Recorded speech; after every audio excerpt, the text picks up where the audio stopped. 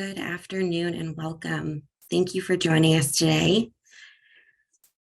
We're excited to host today a conversation. It takes a village, family finding and community engagement strategies in partnership with Binti.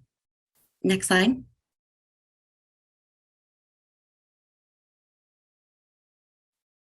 I'm Meg Diker with APHSA, and I lead our child welfare and family well-being portfolio of work. APHSA represents leaders from state, county, and city human services agencies across the country, with a focus on building common ground and generating practical solutions that work for people and communities. Next slide. Our mission and vision. APHSA advances the well-being of individuals, families, communities, nationwide by influencing modern approaches to sound policy, building the capacity of public agencies to enable healthy families and communities, and connecting leaders to accelerate learning and generate practical solutions together. Vision, thriving communities built on human potential. Next slide. Our desired state for human services, led by people with lived experience and driven by a fierce commitment to equity, diversity, inclusion, and belonging. Human services that are human-centered and community-driven, embedded with a workforce culture of safety, well-being, and belonging, and aligning with other systems to foster thriving communities. Next slide. And touching on a body of work within APHSA, I'm going to talk very briefly about NEAS and placing children across state lines safely and securely using the NEAS. The Interstate Compact on the Placement of Children, or ICPC, staff in every state, DC, and the US Virgin Islands ensure interstate placements are safe and appropriate for children, including for adoption, foster care, and residential care treatments. The National Electronic Interstate Compact Enterprise, or NEAS, serves as an interstate case processing system for the Association of Administrators of the Interstate Compact on the Placement of Children. NEAS meets the requirements of the Family First Act. And there's some more information that we'll drop in about NEAS into the chat once we get started today. But just noting here the NEAS map, noting the 49 active ICPC members and the 42 fully implemented NEAS states and those that were working on full implementation. We're going to go to the next slide. And finally, just want to flag a few of our remaining conferences for this year. We have our Economic Mobility and Wellbeing Annual Conference, which is in Long Beach, California at the end of this month, as well as our ISM and PHSA, which is our attorney education conference and expo, which will be in Kissimmee, Florida. We really like warm weather, one more humid than the other. And then we also have our NSDTA annual education conference, which is on workforce training and development. You can scan the QR codes to get more information on those conferences. And we'll go to the next slide. And before I turn it over to today's speakers today, I just want to go over a few logistics. You have the ability to put questions into the Q&A box to be answered in real time by our presenters. We also encourage you to use that Q&A for discussion at the end as well. And with that, I'm going to turn it over to today's speakers. Great. Well, thank you, Meg, and the APHSA team for both hosting today's webinar and all the terrific support you provide to the human services field, both state and local, and practitioners around the country. Really grateful for your service and your leadership in policy and practice and education, and it's just really a wonderful service. My name is Duke Storen. I'm the Vice President of Child Welfare Strategy here at Binti. I'm also a former long-term bureaucrat in a number of states, and I was recently Commissioner of Social Services in Virginia. Child welfare was part of the responsibilities of the agency that I was fortunate enough to serve at. We have a great panel and important topic today. So without further ado, I'm going to turn it over and we'll start with Melissa and she can introduce herself. Thank you. Yes, thank you, Duke. Greetings to everybody. Very humbled to be asked to be part of the presentation today and be on the panel. My name is Melissa Lloyd, and I am the Deputy Director of Child Protective Services for Sacramento County in California. I oversee our work in child welfare, one of 58 counties in California. And I've been doing this work specifically in my current role for almost 5 years. And I've been with Child Protective Services for 23 years, my entire career. So thank you again for having me, and I look forward to today's presentation. Great. Thanks, Melissa. Jennifer? Hi, all, and thanks so much to APHSA and Binti for hosting this event today on such an important topic. My name is Jennifer Justice, and I'm the Senior Vice President of the Dave Thomas Foundation for Adoption, overseeing program development.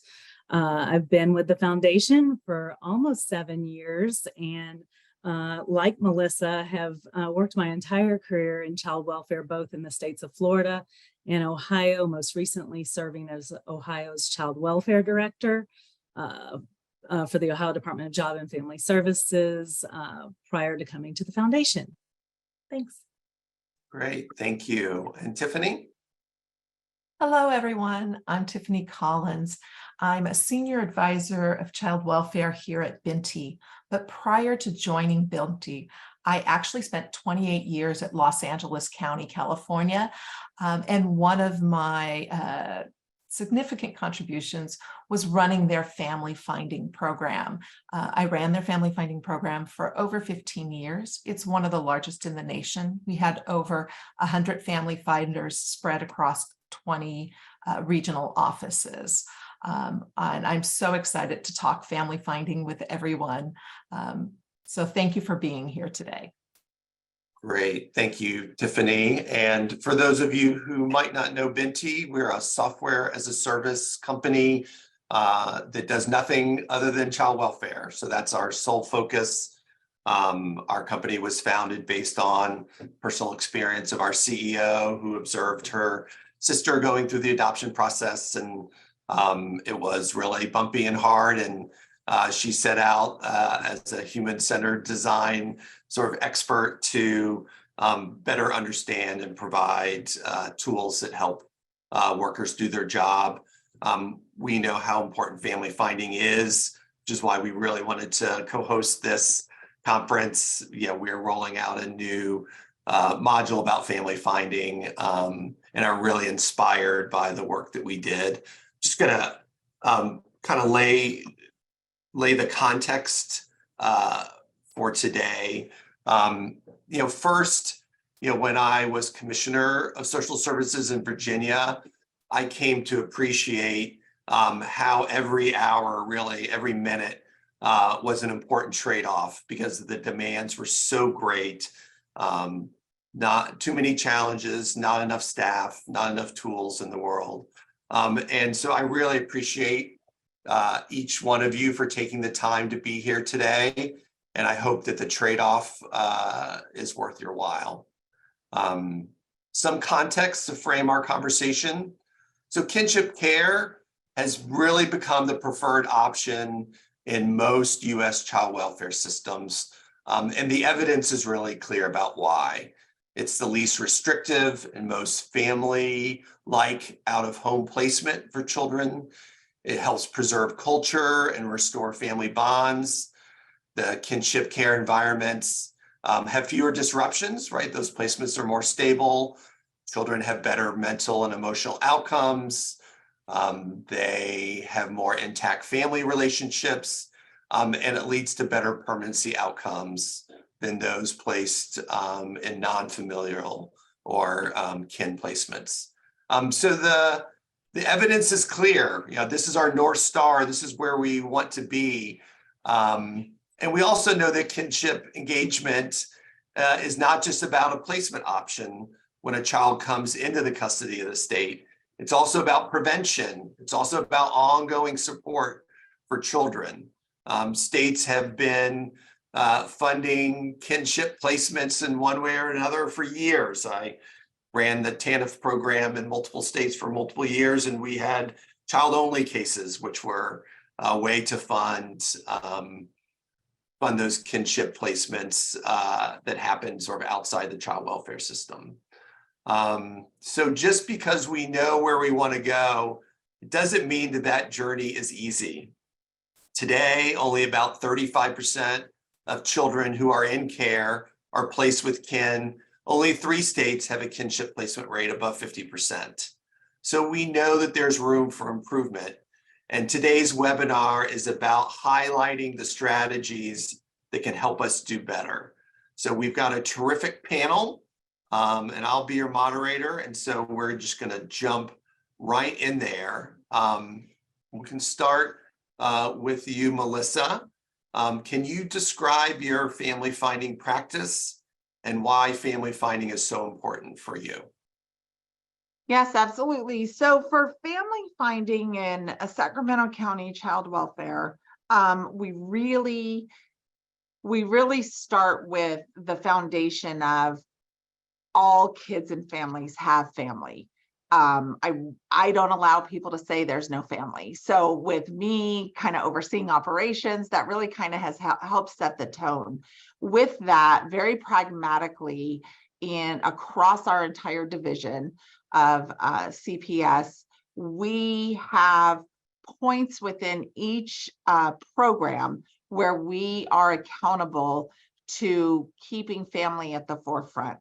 We have intentionally created opportunity up front during our investigations phase with families, where we have family engagement social workers who help not just in supporting assessing a family if placement is needed, but really helping to support that investigating social worker to really employ family engagement. And one of the things that we wanted to put a lot of focus on in this area is because upfront in investigations, we previously had the investigating social worker doing all of that work. There was expectation that they're going to hold that investigation at the same time, do family engagement.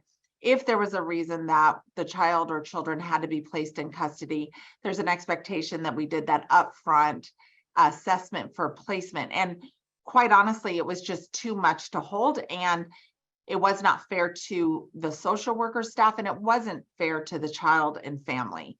And so we have family engagement social workers that help balance out that workload. And where we have seen a huge shift is we are, within the culture of our agency, we are sharing with our workers and holding accountable to having family come to the table, having family be part of the conversation. If there's a circumstance that then requires us to take any type of formal intervention, we have or should have established rapport with some family members.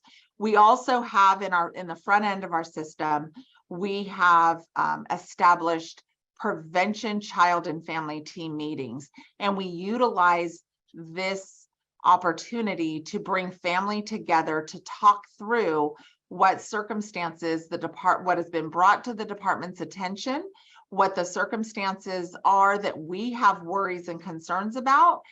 And we bring the family forward, not only the direct family we're working with, the moms, the dads, the caretakers in general, but also whoever else they would like, who they identify as family. We have them also invited to the table to help through finding solutions for that family. And our goal is to prevent removal and to help the family utilize their resources within their own family system, whatever that may be defined as for them.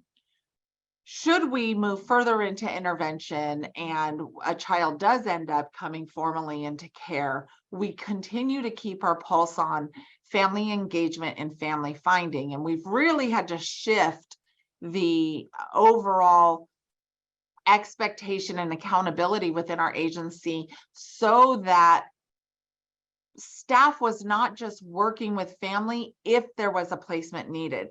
We've really had to shift that mindset to how family is important for all kinds of things, whether we're in the family's life for a short time or a little bit longer. And we highlight and support different activities that family can be a part of, so that we are not using people unfamiliar to the family, such as supporting visitation, supporting enrichment activities, and all the while continuing to demonstrate that we value family, so that the direct family that we're working with, as well as who they're identifying, really feel like they're part of that child and family team as we navigate and support the family through their journey with child welfare. Great, thank you so much. I love how, you know, your family finding and engagement is a upfront prevention strategy right off the bat, the first moment of interaction. Yeah, I think that's just a terrific lesson for all of us. I'm going to turn to Jennifer. If you could talk about your practice and the why behind it, it'd be fantastic. Thanks. Yes. So at the foundation, what I specifically do is oversee the expansion of an evidence-based child-focused recruitment model. This model is primarily used with older youth that are in care, that have lingered the longest, potentially have had a disrupted adoption, or just really your long stayers that are most likely at risk of aging out of care to, we know, horrible outcomes. The average age of the children across USA and Canada that we work with is 14. And most of them have siblings. Many of them have special needs. Obviously, they've all experienced lots of trauma. And they are all in need of permanency. Most of the children, youth that we serve are free for adoption, but not all of them. We know in many cases, in many jurisdictions, there are children and youth lingering that may not be free for adoption, that are also at risk of aging out of care. So, and the way the model works is that there's a dedicated recruiter solely focused on that youth and building and engaging a trusting relationship with that youth. And the reason we do that is so that we can obviously find them a legally permanent placement. And when we say legally permanent placement, that can either be through adoption, legal guardianship, or reunification or reinstatement of parental rights, which in some jurisdictions we're seeing a lot more of, which is exciting. And so as we're building that relationship, the heart of the model, building that relationship, the purpose of that is to connect that youth or reconnect that youth with people that are known to them.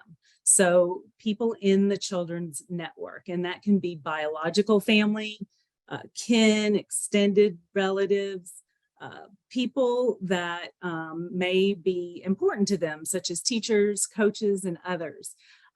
So in order to do that, we have to use family finding techniques. And family finding is critical to the work of all the child-focused recruiters across the US and Canada. The youth themselves is really where it starts, and listening to their voice. But after that, what do you do with that information? They may name 20 people or 40 people or 60 people that are important to them, but then we have to find them. And that is in the part of the recruiter's job that requires good family finding techniques, technology, in a skill set that really is intensive and takes the time, a lot of time as part of the recruiter's jobs. We currently have approximately 700 recruiters and supervisors across the US and Canada. We need a lot more. They're serving over 7,000 children that need this service before they age out of care. And they're employing a wide variety of family finding tools in order to achieve the goal of legal permanency. So both Jennifer and Melissa, you sort of mentioned sort of dedicated staff. Jennifer, and you talked about like that important skill set. What are some of those skills or competencies that you see make a really good family finder? Yeah, well, you need to find someone who doesn't take no for an answer. That, you know, the whatever you want to call it, whether it be ambition or a relentless desire to achieve your goal, you've got to be able to just continue with a passion for this mission to pursue the ultimate goal. And that requires an intensive work. I think Melissa said it best. There's always family. There's always family. You're never done. The work is never done.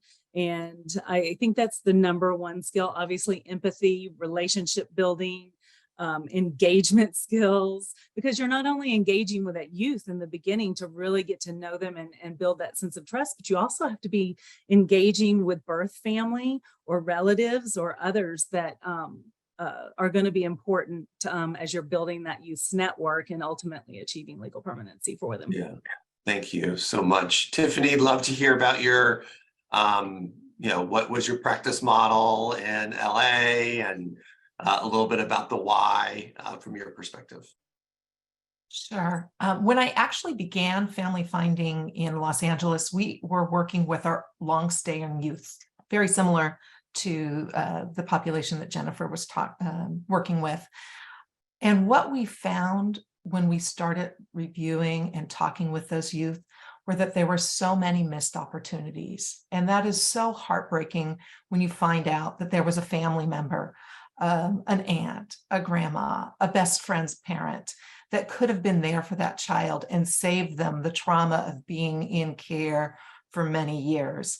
And so as we started seeing more and more of those type of situations, we began to think about what would happen if you move this practice forward. If you actually were doing this when a child was first coming into care, and even now thinking about before a child comes into care. And so we kept our back end program because we thought it was very critical that we don't forget about those children that are already in care. But we also moved forward with expanding our program to our front end practice. And we had dedicated social workers to doing family search and engagement at the very beginning. And in LA, we actually set up very standardized protocols so that it wasn't at the discretion of a worker as to whether or not a child would be referred to family finding. If a child was coming into care, then they needed to be referred for family finding. And so what we did there was work very closely with our primary workers. And in LA, there actually are multiple handoffs between workers. There's an investigative worker, then there's a continuing services worker that usually comes on 30 days later, and there might even be a court worker. So there are all of these different players, but the family finders became the one consistent worker that a family could turn to, that knew the history from the time the child came in and could keep all of the other team members connected with what was going on with the family finding work, and actually became kind of like the center of the spoke when it came to family information and making sure all of the other people were involved, knew what was happening. I think one of the things that was really critical that we learned was that we needed to make sure any information that we found became available for anybody else that was working with this child. Because even if we weren't going to be able to find a potential connection at the very beginning, we always need to be able to go back and reevaluate and relook. Family circumstances change, where they are today may be different. And also for an older child to know who was involved with them, who were their family, who were those people. And that oftentimes have gotten lost in different places, scattered all over the place. So in terms of family finding today, what we hear, because what I do in my current role is talk to jurisdictions across the country doing family finding work, back end, front end, or getting ready to plan for family finding. And they share so many similarities about wanting to do the work. How do I search? How do I train? How do I pick people that are going to do this successfully? And then where do I put the information, and how do I engage the youth and the family themselves and share what I'm learning about? Thank you so much, Tiffany. It's remarkable some of the themes that are so consistent across your three very sort of different practice areas. One is, let's move upstream and think about prevention. Two, engaging the children and families as like the very first step in identifying potential kin relationships. And having a dedicated workforce to do this work. It's specialized. It takes a special person that won't say no, that has good people skills, who can have those crucial and difficult conversations. So really, I think some important themes. Like to shift now to some of the challenges or barriers that you've experienced in your kinship identification and placement. And then what strategies did you put in place to either overcome those challenges, or ideas that you have for strategies that could do it? Not every barrier has been solved at this point, I know, in the world, but let's turn first to Jennifer. Yeah. So I think when you think of older youth in foster care that have been lingering the longest, there's a few challenges or barriers that pop up. One is, although a recent survey that the foundation did of child welfare professionals showed that we all believe all youth deserve permanency that are in our care, what we see in practice is a philosophical belief that maybe that's not the case. And what I mean by that is, as youth get older, whether it be statutes or policies that direct our practice, or some bias that may exist, sometimes we're not really actively recruiting and using our family finding skills as we should to place older youth into permanent homes. We're working more on maybe a goal of independent living or extended foster care, or whatever your jurisdiction may have available to support that youth to be a productive adult. And I know all of the Wendy's Wonderful Kids recruiters out there would say, you can do both. You can do all of those things and at the same time, and hopefully achieve legal permanency. Law says that permanency is one of our three goals, and that should be all the way until the youth are not in our custody any longer. So there is a practice issue. One of the things that we've seen that's been really exciting is in a handful of states that we've been working closely with, they've changed their policy. So, and you know, I think a lot of people think that that can be really challenging, but it might not be. So in a couple of states where the policy is once youth turn 16, they're automatically going to be put in PPLA or APLA or whatever that designation might be in your jurisdiction. And all recruitment efforts have to stop, and they've changed that. So you'll see those youth continue to be recruited for after the age of 16. There can be court barriers with that. There can be judges that just may believe that recruitment can no longer be possible because the youth is now in a different designation. And so, you know, it's up to us to advocate and show the importance of permanency. And I think the other big barrier that we see is when the youth themselves say no, and or that they don't want to be put in a legal permanent home. And I think it's up to all of us to work with each youth, build a trusting relationship, and understand why they're saying no, because it's coming from a place of fear, most likely. They have been devastated by many adults, most likely in their lives. And it's really up to the professionals to really work through that, to make sure that they're educated in their choice. We all, in recruiters across the nation, work so hard to center the youth's voice in all the decision making. It's critical.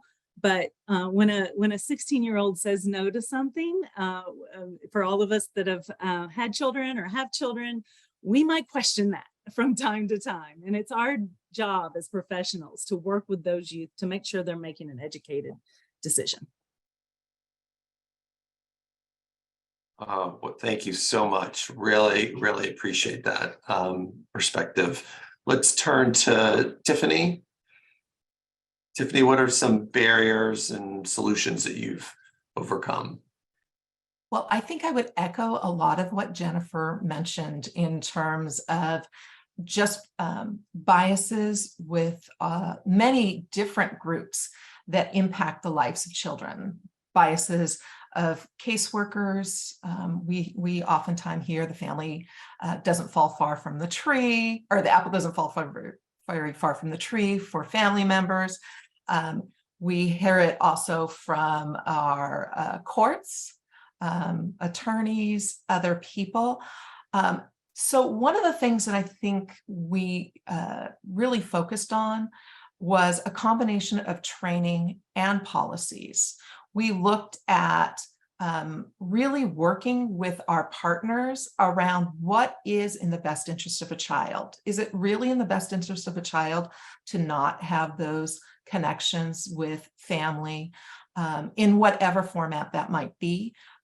There definitely was a bias that if family couldn't provide placement, then we needed to move on to find the next family member that might be able to do placement.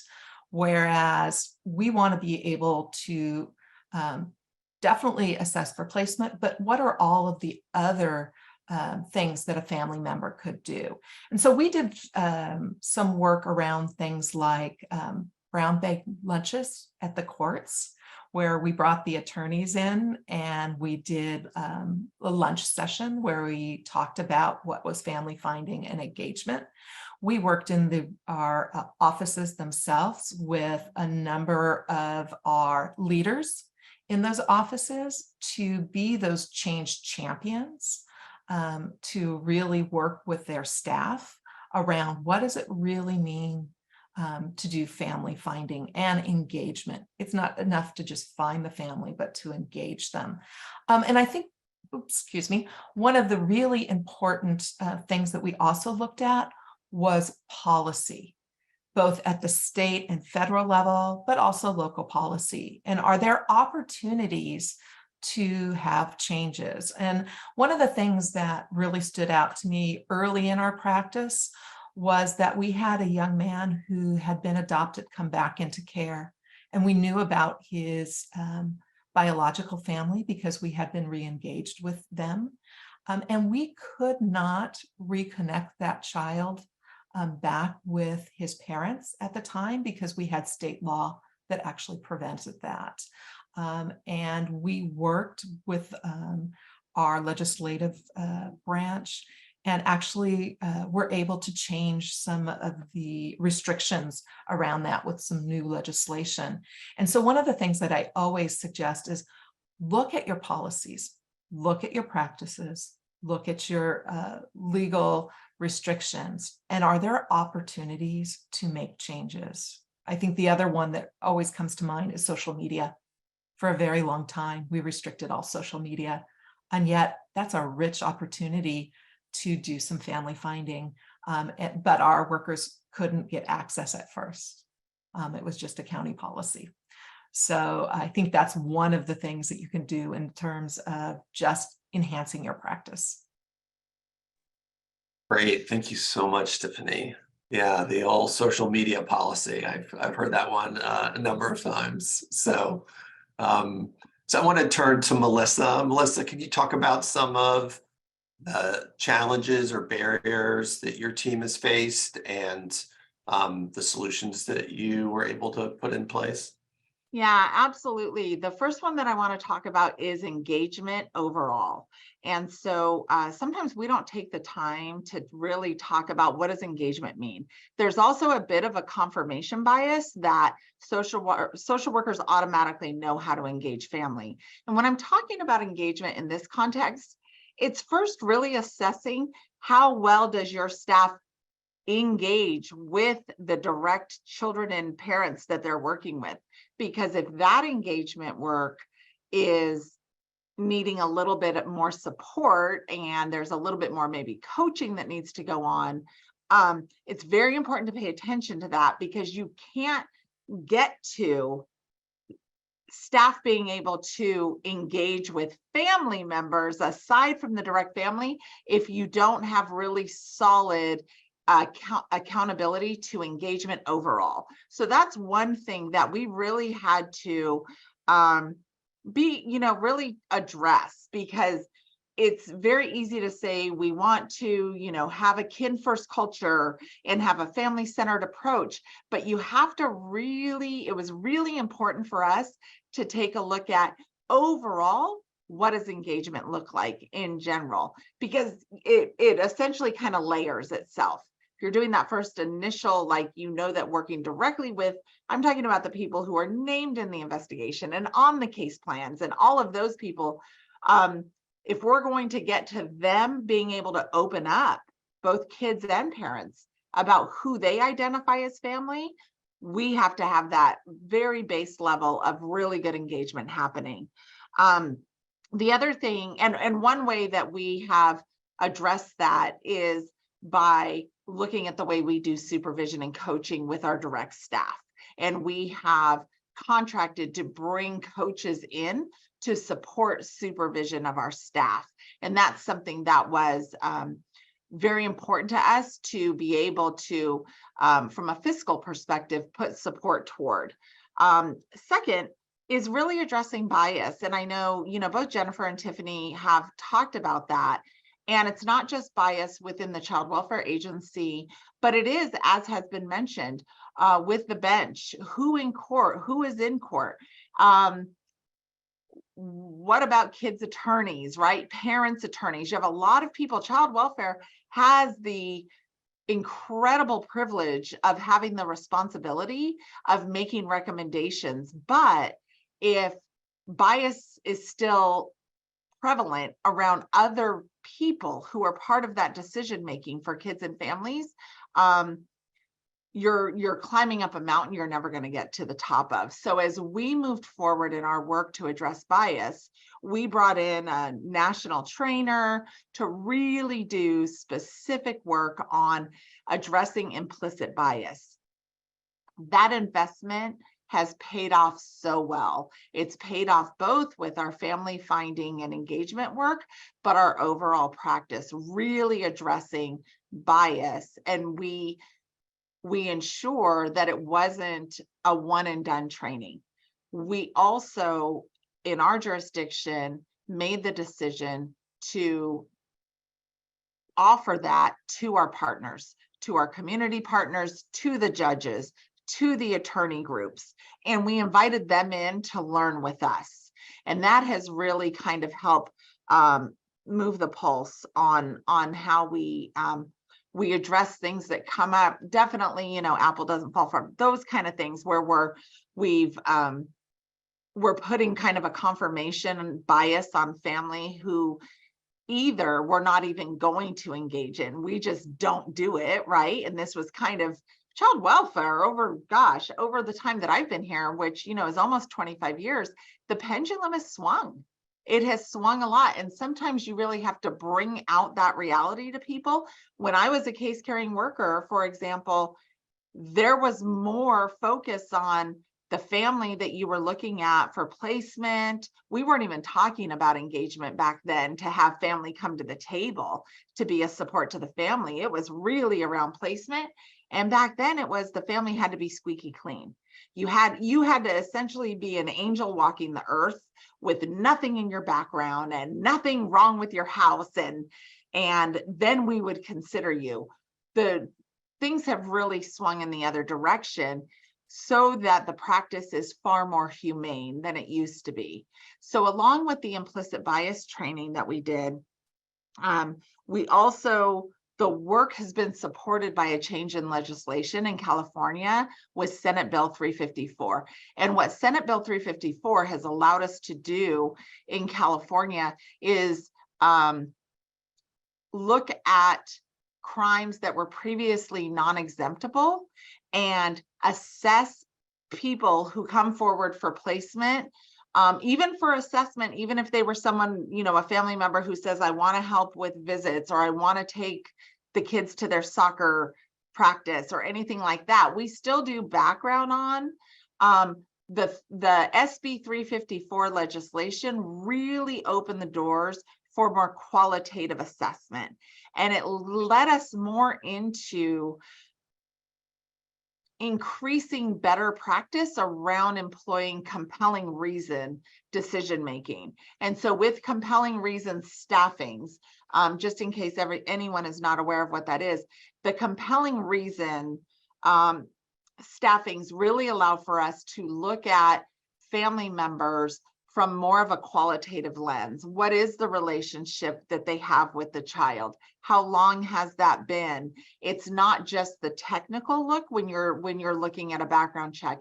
And so Senate Bill 354 and the way that expanded child welfare's ability in California to consider relatives has been phenomenal. It has really helped. It does not mean that you ever compromise safety. Never, ever compromise safety, but that has been really helpful. We have really opened up with the work that we've done, being accountable also to how we're doing with father engagement. And father engagement is something that most child welfare agencies struggle with, and it may ebb and flow for certain agencies. Sometimes, unfortunately, it may depend on who your leadership is. It may depend on what funding you have and what you can keep afloat with certain contracts with providers to help support some of your work.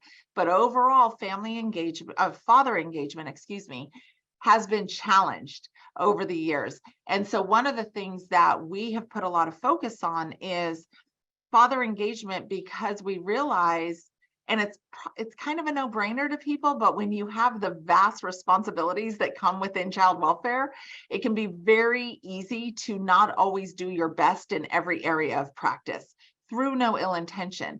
But by keeping our pulse and accountability to father engagement, you're opening up that entire paternal side of the family for opportunities. And so we've done that for both a prevention lens as well as kids in care 2+ years. We have contracts with community providers to help with specific family finding efforts in those areas. And then I also wanted to talk a little bit, I won't go too in depth because Tiffany shared very well about the importance of looking at your policies, really looking at your policies and making sure your policies reflect the agency values. all of this kind of compiles into the culture of your agency. How are your leadership team members in your agency kind of walking and talking with genuineness, right? About how we feel about, family being at the table, about how we engage with family, about what those expectations are.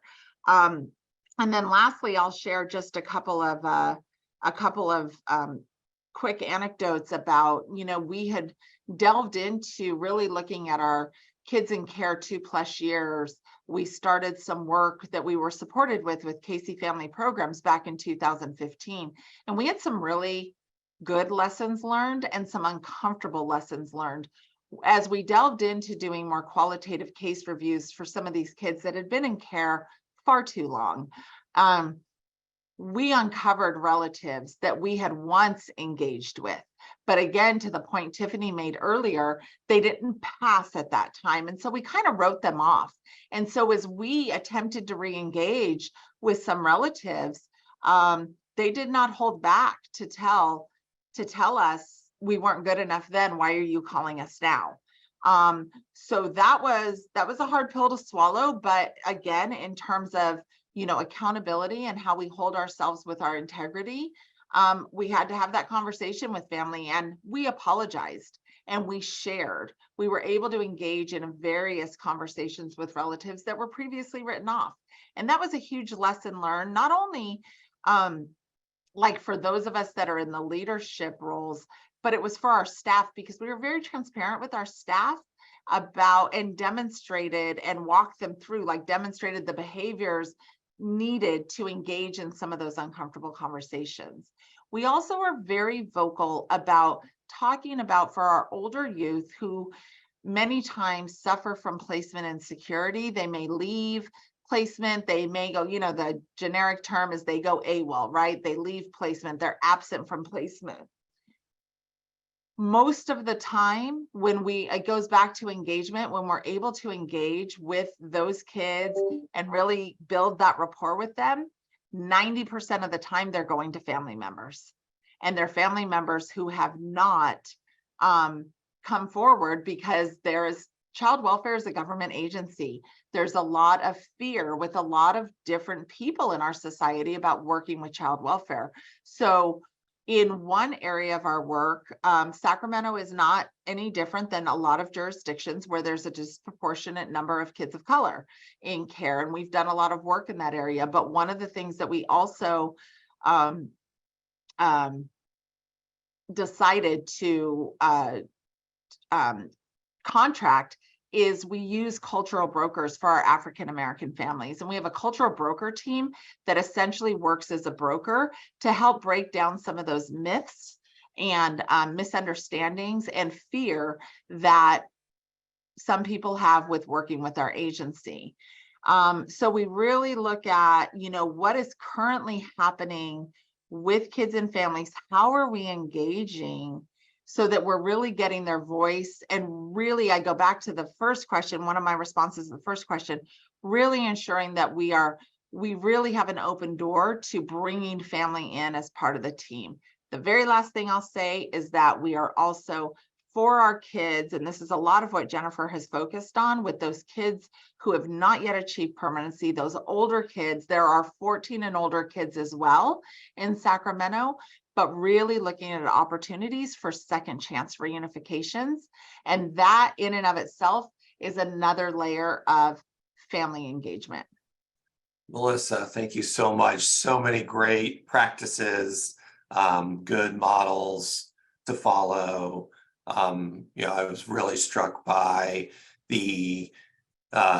what you did to overcome bias and implicit bias, and then the impact that had for children in care and before care. So really tremendous. I want to kind of pivot to some of the questions that have come in from the webinar attendees.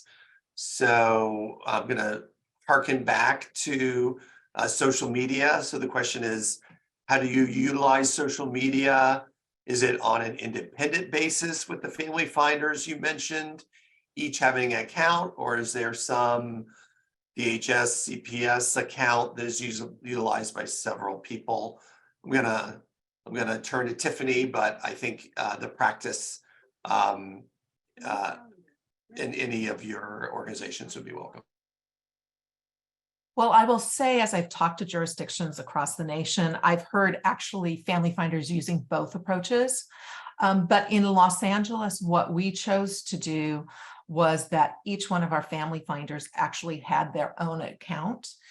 It was linked to their official government email when it was set up. So they were never allowed to represent the department with their personal accounts. That was always through an official government account. And we always were very clear that they had to be very transparent in any conversation with any outreach that they did, that they were part of the department. And this was a reach out on behalf of the department. And it was very clear from that point. So there were, for example, just Facebook, we were the loneliest people around. We were never allowed to friend anybody. It always had to be a private type of message. Nothing was allowed to be public for anybody. Okay, great.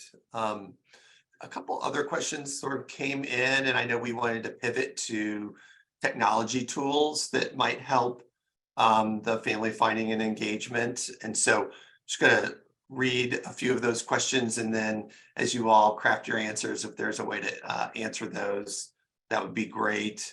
One question's about where do you store all the information that you have when you do your family finding and engagement and share that information. Another one is, what do you do about all that dirty data? You know, you've got one address here and a different address there. How do you reconcile and deal with the data? And I'll prompt you. Another one is, how do you find out of state family or kin? And then how do you engage through ICPC? So let's, I'm gonna sort of turn it over to Tiffany. Tiffany, if you could talk about technology and how it can enable family finding and your perspective and experience here, that'd be great. Thanks. Sure. So in terms of technology, as I've been talking with jurisdictions across the nation, basically we are hearing the same types of technology challenges and uses. A lot of our family finding programs do use some type of search engine. It's usually something like Accurate, which is LexisNexis, Clear, which is what I used in Los Angeles, TLO, which is another one, Seneca Search is one that a number of agencies utilize. And then there are free searches out there as well. They're not as powerful as some of these that I just mentioned, but they are also opportunities to search that way.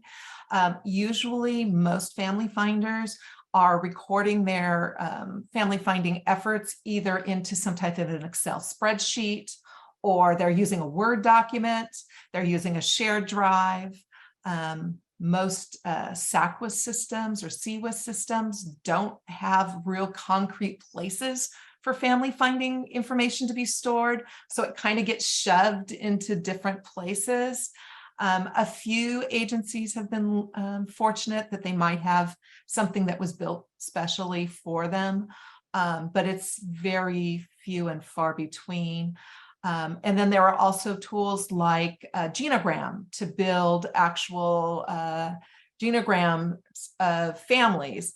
But the biggest challenge I think most agencies find is that they're trying to cobble together all of these different tools, and only certain people can view certain things. And even in Los Angeles, where I came from, we being the family finding program had an internal built that we would put some of our family finding work into, but to make sure that everybody could see like the end result, we kind of had to cobble it together and put it into our SACWIS system, and or tell people, contact our program and we'll get you the information. They learned within our agency that we oftentimes had that. And it was stored for us in one place, but it wasn't really available easily to other people unless we purposely kind of cobbled it all together and put it into the SACWIS. So when I left Los Angeles County, that was one of my goals. I wanted to continue to help move the family finding practice forward, but knowing that this was a struggle. And so I've been really fortunate working with Binti, since I had used Binti as a licensing manager as well, to get in on the ground floor as we're building our family finding module, which is going to take all of those separate tools and combine them into one so that you can do your search for a family within the tool. You can build a genogram within the tool, that it's because it's web-based and permission-based. Everybody can see it that you would want within your agency, and you can set permissions. So it then becomes not only just a place for recording records, but actually can use the workflow, and people can be prompted and see what is happening.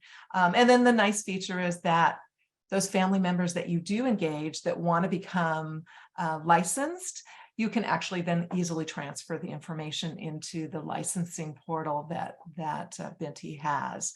But I think there are work going on. This struggle is universal for everybody. I would just say, if you weren't going to go with something like what we're developing, please continue to look and think about how you're recording your information and making it more and more transparent and available to all of the people that are working with the children in the care. Great. Thanks, Tiffany. One more. Social media is hot today. So one more question came in. How do you contact individuals using social media without breaching confidentiality? I'm actually going to turn to my colleague, Rebecca, at Binti, who has volunteered to answer that question. Rebecca. Oh, sorry. Thanks. Yeah, I would defer maybe to Tiffany or someone else. I was just indicating that maybe we could answer that question live on the chat. Oh, okay. So sorry for the confusion. Oh, I'm sorry, Rebecca.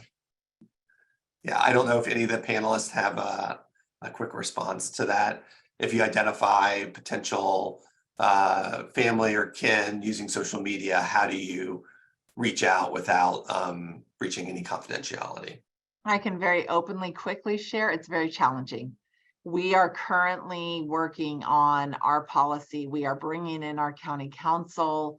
I have asked my colleagues, other child welfare directors in California to look at their policies. And quite honestly, people are really struggling with this. We do have social workers, transparently speaking, who make kind of dummy accounts that they only use for the kids and families on their caseload. At the same time, there's a very fine line with the confidentiality. And so nobody wants to get themselves in hot water with anything. So what we've done in the interim, while I've got a team working on this in our policy development unit, is I go back to that engagement. The more that you can get more information, you can sit with a family and do a genogram. You can talk with them. It balances out. It doesn't give you everything, but oftentimes with the family searches, which are phenomenal, right? And all the different platforms that are used, and our contracted providers use these. We are a Binti County. I can't wait for Binti to have theirs up and running. Those are all phenomenal. But and we have had some good successes from that. But I go back to with some of those challenges, and confidentiality breaching is a huge one. And I know we're not alone in this. And I go back to my team and talk to them about, keep talking about family. But you have to have the support there, because it has to be trauma informed. You have to honor what the family is telling you.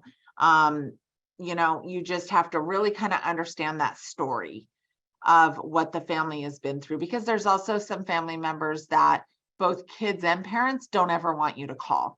So it's a blend, right? It's really a blend. It is. Thank you, Melissa. And I want to be respectful of everybody's time. We're coming to the end. A couple comments that came in, and then a couple closing remarks. One attendee suggested, why not use the funds that pay for family engagement workers to reduce the caseload of investigation workers so they can provide this service? This would involve one less worker in the child's life, ensure one worker knows the child and family well, rather than two different workers. So I just love the prevention thinking tied together with the organizational thinking. And yeah, I think that really represents some of the themes that we heard today. You know, let's have dedicated staff to do this work. Let's move upstream and prevent children, engage kin to prevent children from having to go into foster care. Let's never take no for an answer. Like let's keep that spirit of persistence and advocacy on behalf of children and finding family. Every child has a family, right, Melissa? We can't say that there's a single child that doesn't.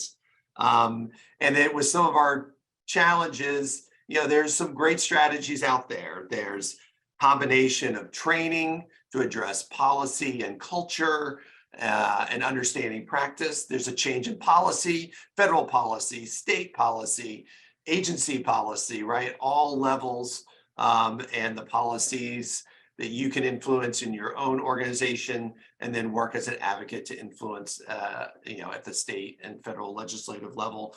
And we've seen by bringing real problems and real policy solutions, you can make change like you did in California, Tiffany and Melissa. Bias is real and there are real solutions to it. And we need to pay attention and be committed to that. And finally, technology is never a silver bullet, but it is part of a solution. It's part of how to make your practice more effective and more efficient. We can save workers time. We can collect information in one place and have that place be a hub, like Tiffany talked about, for collaboration. Technology enables that level of collaboration across the whole touch point that a child might have with your agency or organization, whether it's at the front end of prevention, the back end post reunification. Family and kin caregivers and kin are an important part of a child's life.